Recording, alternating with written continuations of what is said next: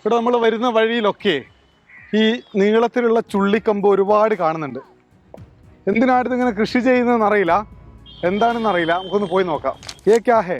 टट्टी फट्टी का काम है, जैसे कि बांस का टट्टी होता है उसमें भी काम आता है, जलाने का भी काम आता है.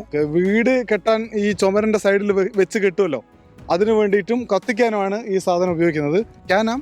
ढैचा पर होता है, इससे बीज निकलता है. मूंग का दाल जो होता है ना, उसी तरीका का है. तो मूंग दूसरा चीज है. नहीं, इसके लिए कम करते हैं, जलाने के लिए ज्यादा करते हैं. ഇതിങ്ങനെ ഒരു ധാന്യം കൂടി ഇതിൽ നിന്ന് കിട്ടും, പക്ഷേ വില കുറവാണ്. അതിന് വേണ്ടിയിട്ടല്ല, ഇത് വിറകിനും മറ്റ് വീട് കെട്ടാനും ഒക്കെ വേണ്ടിയിട്ടാണ് ഇത് അധികം ഉപയോഗിക്കുന്നത്. പൂർണിയ കിഷൻഗഞ്ച് മേഖലയിലൂടെ ഇങ്ങനെ സഞ്ചരിക്കുമ്പോൾ ഒരുപാട് സ്ഥലത്ത് ഈ ചെടി ഉണക്കി കെട്ടി വെച്ചത് കണ്ടു. അതുകൊണ്ടാണ് ഇപ്പോൾ ഇത് ഉണ്ടായിരുന്ന ഒരു വയലിലേക്ക് നമ്മൾ ഇറങ്ങിയത്.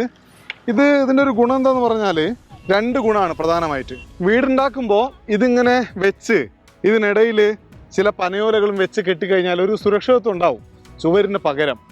ഈ മേഖലയിൽ ആളുകൾക്ക് ഇഷ്ടിക കൊണ്ടോ അല്ലെങ്കിൽ മറ്റോ കെട്ടി ഉണ്ടാക്കുന്ന ചുവരുകൾ വളരെ കുറവാണ്. അതുകൊണ്ട് ഇപ്പോഴും ആളുകൾ ഇത് നന്നായി കൃഷി ചെയ്യുന്നുണ്ട്.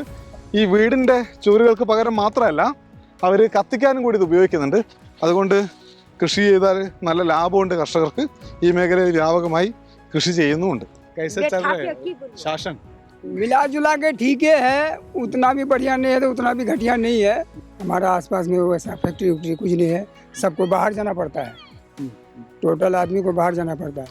വലിയ ഫാക്ടറികൾ വേണം ബീഹാർ എന്നാണ് അദ്ദേഹം പറയുന്നത്. जब वोट होगा और गिनती होगा तब ये पता चलेगा. अभी तो आदमी कुछ पता नहीं, अपना मन का बात है कौन किसके तरफ जा रहा है. അപ്പോൾ ഈ വയലിൽ നിന്ന് നമ്മൾ യാത്ര തുടരുകയാണ്. വാട്ടർ സൈക്കിൾ ഡയറി അടുത്ത ഗ്രാമത്തിലേക്ക്, അതിനപ്പുറത്തുള്ള ഗ്രാമങ്ങളിലേക്ക്.